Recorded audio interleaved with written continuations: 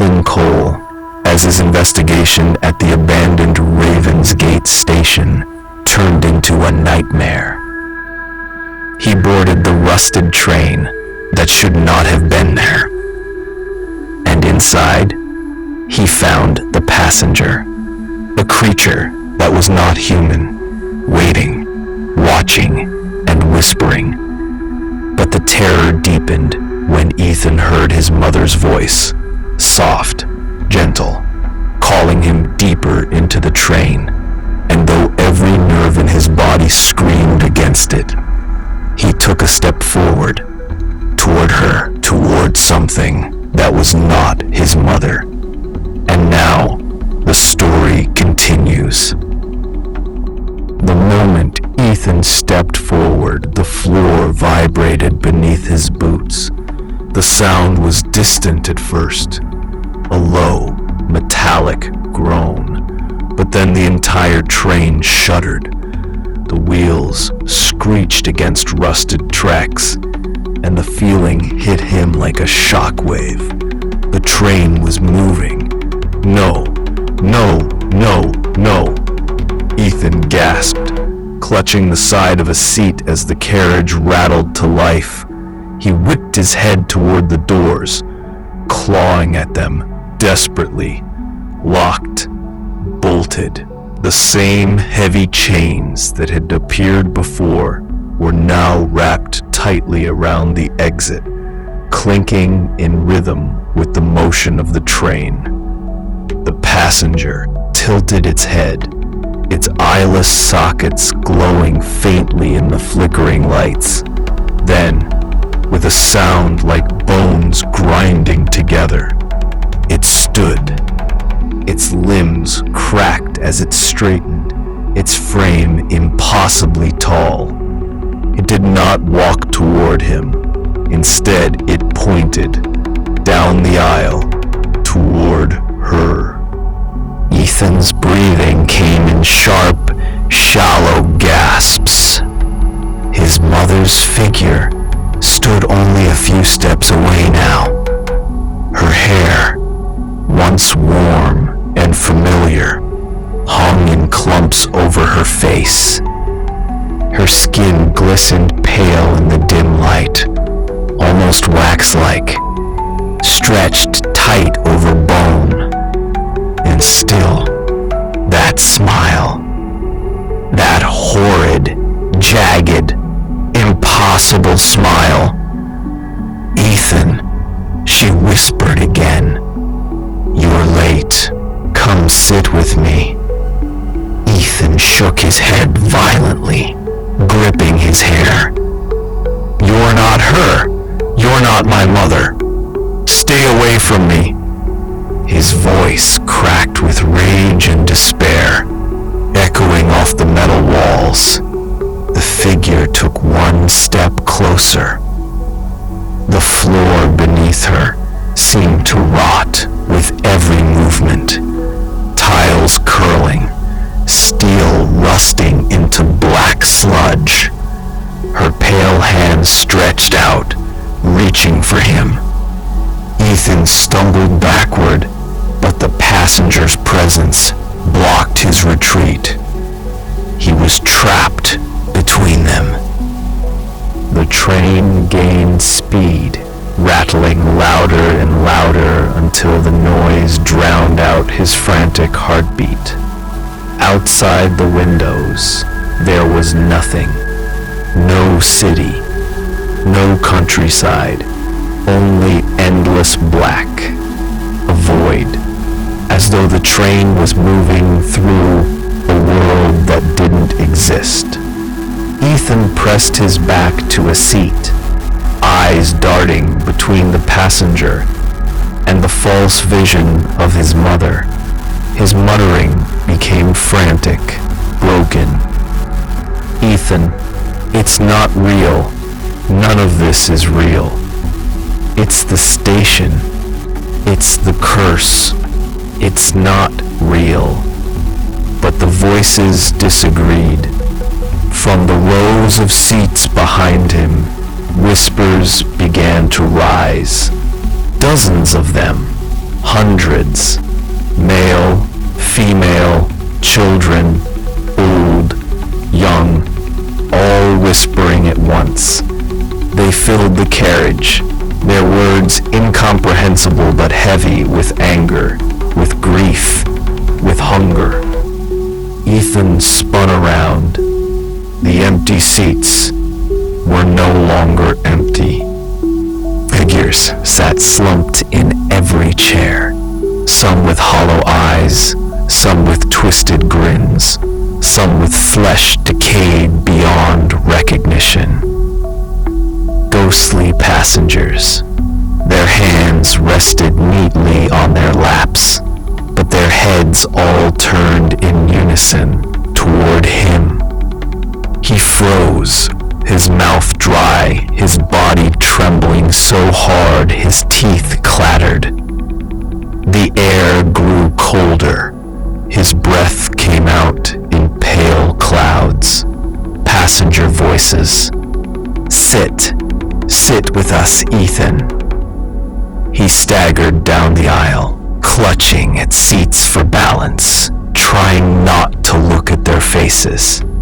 But every head followed. Every eye, dead or missing, locked onto him. His vision swam as nausea gripped him. His knees buckled, and then her voice again, closer, so close it felt like it came from inside his head. Ethan, please. He turned. She was right there, inches from his face. Her hollow eyes dripped with black sludge. Her face split wide in that grotesque grin. Her jaw trembled as her teeth ground together. The sound shrill. The whistle ended. The silence that followed was worse. When Ethan lifted his head, the train was no longer whole. The seats, the walls, the lights, all of it had rotted away, leaving only fragments. Rusted beams jutted upward like broken ribs, and shattered glass drifted in the black air around him like snow. He knelt on twisted metal, his hands slick with blood, suspended in an endless void. And he wasn't alone. The ghostly passengers floated all around him, dozens, then hundreds, their hollow eyes fixed on him, their mouths stretched open in silent screams, each face twisted with agony. Some were missing jaws, others had skin that peeled back to reveal bone. They reached for him, not in mercy, but in hunger, their pale hands twitching, yearning to drag him down where they were. Ethan's breath hitched, his chest heaved. He tried to stand, but his legs shook beneath him, barely able to support his weight. Then he saw it. The passenger. It loomed above him, towering and monstrous now, its body no longer shaped like a man. It was a tangled mass of shadows and bones, its limbs too many, twisting and cracking with each unnatural movement. Its eyeless face split open to reveal jagged rows of teeth that never ended, spiraling back into darkness. When it spoke, its voice was thunder. The void itself seemed to shiver at its words. Passenger, you are ours, Ethan Cole. The station chose you. The train claims you. There is no escape. The air quivered with power, rattling through his bones. Ethan shook violently, his cuts burning as if the voice itself was tearing his skin wider. Blood streamed down his face, his arms, dripping onto the rusted floor where it sizzled and hissed, eaten away by the black nothingness below. He clutched his chest, gasping, his words broken, whispered between sobs. Ethan, I just wanted the truth. I just wanted to know what happened here. The passenger leaned closer, its cracked teeth inches from his face. The stench of rotting earth and burning metal poured from its mouth, gagging him. Passenger, the truth is that no one leaves. You were always meant to stay. The words sliced through his mind like knives. His vision blurred, and then the hands came. They burst from the void beneath him, pale, rotted, clawed. Hundreds of them. Some were skeletal, some fleshy, some dripping with black tar. They clamped around his ankles, his calves, his thighs, tightening with the strength of iron. More hands clawed up his arms, digging into his wounds, tearing the flesh open. He screamed, thrashing wildly, his fingernails scraping against the jagged metal floor. But the hands only multiplied. Cold fingers wrapped around his neck, his waist, his wrists. They pulled him downward, their weight crushing, relentless. Ethan, no, let me go, please. His voice cracked, raw and desperate. He sobbed, his chest heaving, but the void had no mercy. The rust beneath him split.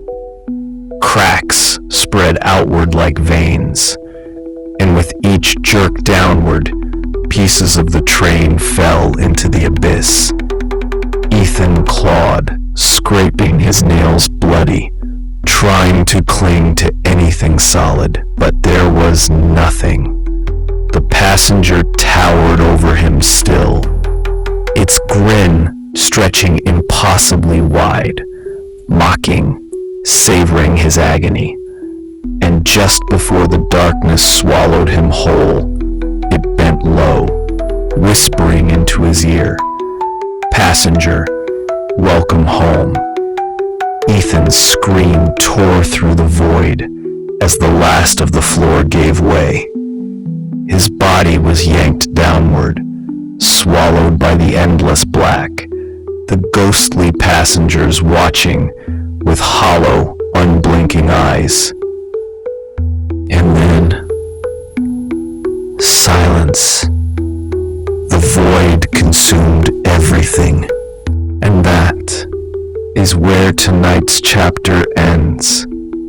Ethan Cole trapped inside a nightmare with no end, surrounded by the lost souls of Ravensgate Station. The train has taken him.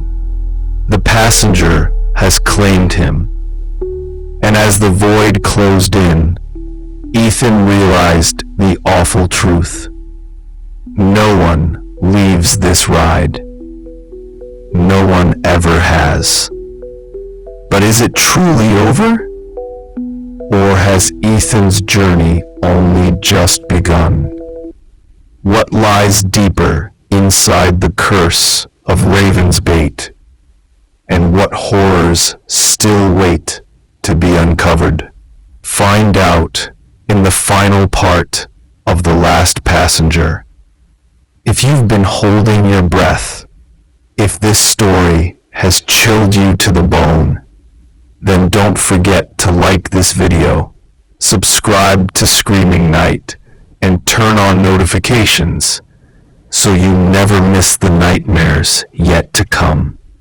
Because here at Screaming Night, the ride never ends.